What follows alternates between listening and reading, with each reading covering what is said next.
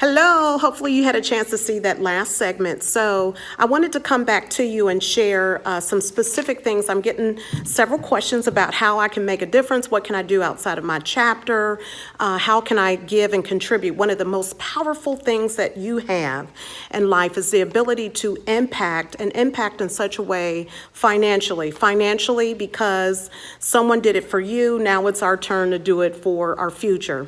Remember back in 2014, North Carolina A&T launched its Aggie Do campaign. We always say that's what Aggies do, because Aggies are constantly doing. It's something that's bred within us. 2019, you may have seen, if you follow me on social media, the campaign centered around the power of do. So today I'm talking about our capital campaign leading up to 2020. It's where we're seeking to raise $85 million. Those funds are in support of our students, our growing faculty programs, and the infrastructure, and the date that was set was 2020. That's our current capital campaign. Our alumni are definitely stepping up and contributing, and I can tell you this, last year over 4,500 gave, and that is an increase by 8%. So today you'll hear me kind of touch on our economic impact, the academic outcomes, our research and development, our athletics, our infrastructure, including new construction, renovations, and our future construction. So this kind of sheds a little bit of light of what's going on if you have not heard already. Economically in the state of North Carolina, some of you all may be aware, but based on the activities that are ongoing with our university, we have contributed and made an impact of $1 billion. Also adding an excess of 16,000 jobs in the state of North Carolina. We've added $3.7 billion, saving $623.4 million economically. So from an academic stance, this is what I really want you all to hear very clearly. Our incoming freshmen average GPA last year increased from a 3.04, this is the average GPA, to a 3.62, and that was in 2018, and it succeeded the goal of 3.4. Very aggressive goal of 3.4 was set, so the actual average GPA of the 2018 incoming class was 3.62. We enrolled 2,300. And our 2018 enrollment with an average GPA of 3.62. The average SAT was a 1023, and our average ACT was a 20. Some of you all are like, oh, wow, that's great. Others might be like, that's okay. But for us, this is really great because we're exceeding our goals, okay?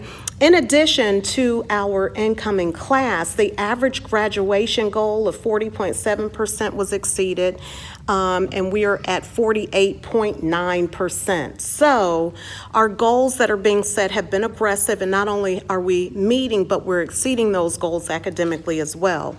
Additionally, the Cheatham White Scholarship, which fully funds a student for 4 years, tuition, room, board, books, etc., we were able to award 15 of those scholarships. 10 of them were students within the state of North Carolina, but 5 of them were from, one's from Florida, one's from Maryland, another from Michigan, one from South Carolina, and one from Texas. So one student from within the Midwest region did actually receive one of those scholarships. Let's talk about research and development. Our research, $64.4 million sponsored research had been awarded to North Carolina A&T's research, and that's at an all-time record high. Our university researchers have 41 patents issued, 20 pending patents that have been applied for, and 7 startup companies actually exist. I did have a Midwest Aggie who has established patents, so we definitely want to tap into our alumni and find out perhaps what our alumni are contributing to as it relates to patents as well. Looking at our path to preeminence, 10 years ago, My former dean is now the chancellor. Chancellor Martin began his tenure. There are so many accomplishments that he has had throughout the years, and it's always nice to say, hey, that was my dean. To see where he is now is just absolutely amazing because it's inspiring, and it's part of the reason why we do what we do. That's what Aggies do. Let's talk about athletics first and foremost. Okay, in 2017, 2018, we had 12 Aggie teams that won championships. Our APR met and exceeded the required 930. Most of you all that are in athletics know that NCAA sets that standard. Anyways, we exceeded that number. We were Celebration Bowl champions for a second time. We actually have 3 now.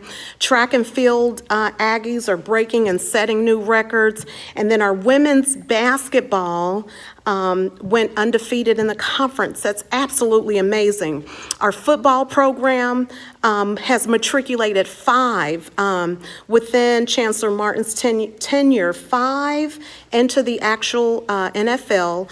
Our baseball program has matriculated 6 into the minor league. And then our track, of course, we know about Chris Belcher and Kayla White. They're just really doing great things, and others are coming right behind them. Let's talk about infrastructure really quick. Our university has, it's actually valued now at $74.2 million, and the infrastructure value has definitely increased. You all have seen many upgrades that's been made on campus to include, housing for our growing population, as well as accommodations for our STEM program and beyond. Okay, let's talk about specifically what does that include. So on new construction, we have the Willie Deese clock tower. One alumni stepped up, gave a huge amount of money. You can do the same thing too. We have the new Student Health Center. If you have not been by there, check it out. We also have the CAES Extension and Farm Pavilion. We are an Aggie program. We also have our new Student Center. You all have seen lots of pictures from me being on campus through development and the final resolution. In fact, I was there last weekend meeting with some students, state-of-the-art facility. We also have ERIC. ERIC is our Engineering Research and Innovation Complex. We have our joint School of Nanoscience and Nanoengineering. We call it JSNM. We have Union Square.